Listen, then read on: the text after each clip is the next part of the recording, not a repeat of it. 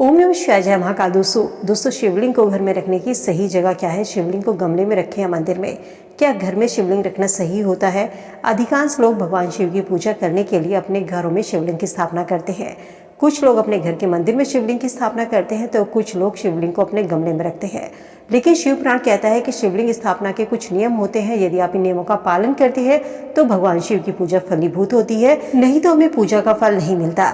शिव पुराण कहता है कि शिवलिंग को कभी भी गमले में नहीं रखना चाहिए। शिवलिंग को हमेशा अपने घर के मंदिर में स्थान दीजिए।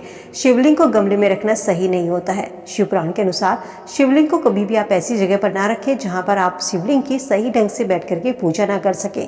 जहां शिवलिंग पर साफ सफाई का ध्यान न रखा जा सके, ऐसी जगह पर शिवलिंग नहीं रखना चाहिए। जब हम शिवलिंग को गमले में रखते हैं तो वहां पर पूजा करने में तो बाधा आती है और दूसरा वहां पर साफ सफाई का भी सही ढंग से विधान नहीं होता।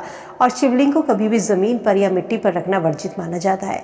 शिव पुराण कहता है कि शिवलिंग को रखने के लिए एक धारक आता है जिसे हम अर्घा कहते हैं, उसमें शिवलिंग को स्थापित करना चाहिए। शिवलिंग को यदि आप गमले में रखते हैं तो आप पर चंद्रमा भारी पड़ सकता है, आपकी कुंडली में चंद्र दोष लग सकता है, आपके जीवन में मंगल भारी होने लगता है।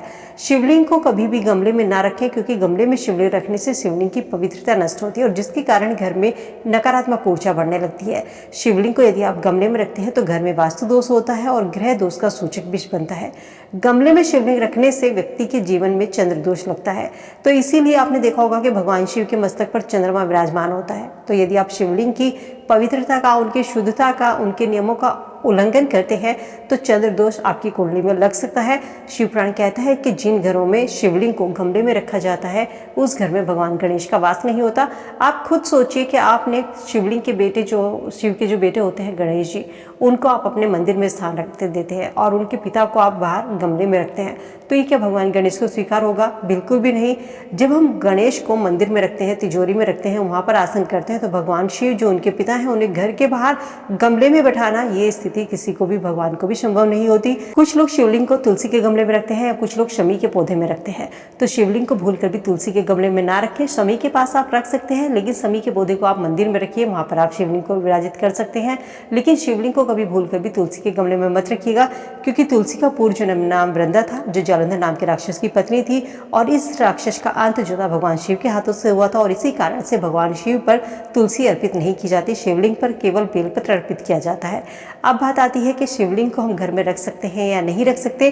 तो दोस्तों, यदि आप शिवलिंग को घर में स्थापित करना चाहते हैं तो जानना जरूरी है कि घर में शिवलिंग की स्थापना तो हम कर लेते हैं, लेकिन रोज पूजा करनी जरूरी होती है। आपकी पूजा एक दिन भी छुट्टी नहीं चाहिए, क्योंकि शिवलिंग जो होते हैं भगवान शिव का एक निराकार रूप है और इसमें शिव और शक्ति दोनों सम्मिलित होते हैं। शिव लिंग के रूप में होते हैं, यानी कि माता पार्वती शिवलिंग की वेदी के रूप में मानी जाती है, और शिवलिंग की उपासना करने से शिव और शक्ति दोनों की उपासना पूरी होती है। तो शिवलिंग को यदि आप घर में रखते हैं तो स्थापित कर रहे हैं, तो शिवलिंग की एक तो कभी भी प्राण प्रतिष्ठा नहीं कराई जाती, केवल मंदिरों में प्राण प्रतिष्ठा होती है। शिवलिंग को आप अपने घर में रखकर जल अभिषेक कर सकते हैं, डेली उनकी पूजा कर सकते हैं। तो कुछ लोग पूछते हैं क्या शिवलिंग के साथ हमें नंदी जी भी स्थापित करने चाहिए? दोस्तों, नंदी जी जो होते हैं भगवान शिव के प्रिय भक्त भी है और उनकी सवारी भी।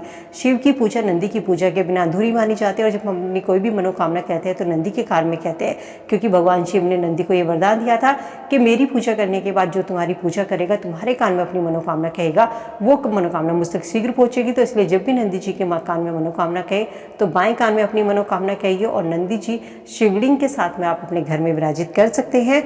इसके अलावा यदि आप अपने घर में शिवलिंग की स्थापना कर रहे हैं तो शिवलिंग की जो योनि का मुख होता है, जहाँ से जल निकलता है, उसका मुख उत्तर दिशा की ओर होना चाहिए और नंदी महाराज का मुख पूर्व दिशा की ओर होना चाहिए। इस तरीके से आपको अपने घर में शिवलिंग स्थापित करना है। शिवलिंग को कभी भी घर में अकेला नहीं रखा जाता। शिवलिंग के साथ शिव परिवार की मूर्ति जरूर रखें। शिवलिंग पर हमेशा बेलपत्र जरूर रखें।